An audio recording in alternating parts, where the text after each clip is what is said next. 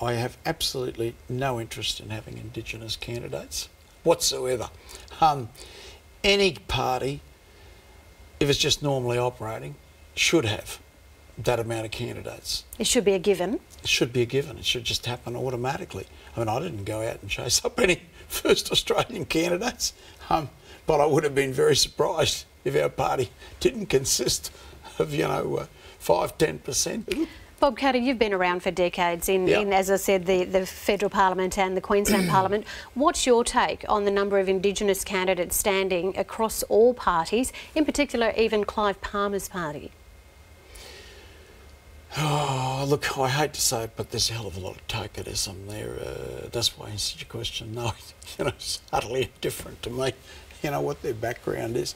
I'm not racially persuaded one way or the other.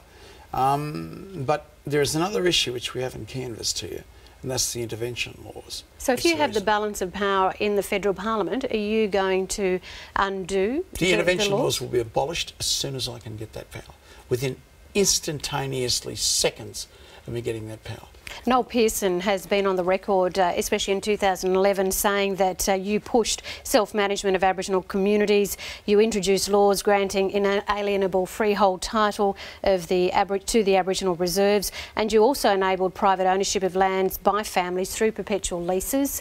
Is that something that you'd see the Katter Australian Party try and introduce or push in the federal parliament? If we get a balance of power, there will be absolutes. And but the building Indigenous labour for Indigenous houses, that created nearly 1,000 jobs. And they were there permanently because you're always building houses. So we had this terrific program. Now, every one of those programs was abolished by the incoming ALP government. Did the incoming LNP government change it in 1996? No. Every single one of them has promised title deeds, and there still hasn't been a single title deed issued since I left.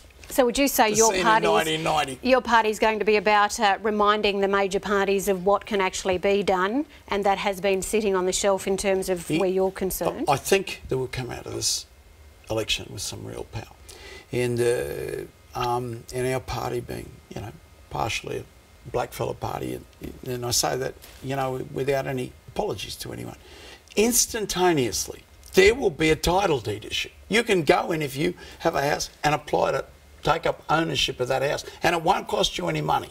Now, the third thing is the houses will be built by exclusively locally Indigenous labour, which halves the cost. You don't have to pay whitefellas to fly in and then pay board and lodging and feed and everything to them as well. And also, Greg Wallace and Noel Pearson's brother Gerhardt came up with the idea of using CDP labour. So instead of building, we had enough money to build 400 houses. I think we built about 2,000. And it was fairly ruthlessly enforced, that rule. And I was really not in favour of it. I was very much against people here that we'll certainly keep an eye on how you go with it. Right, and then there's the intervention laws. They will be gone as fast as we can flick them out a window. One set of laws for black and one set of laws for white. I'm just so ashamed and embarrassed by that.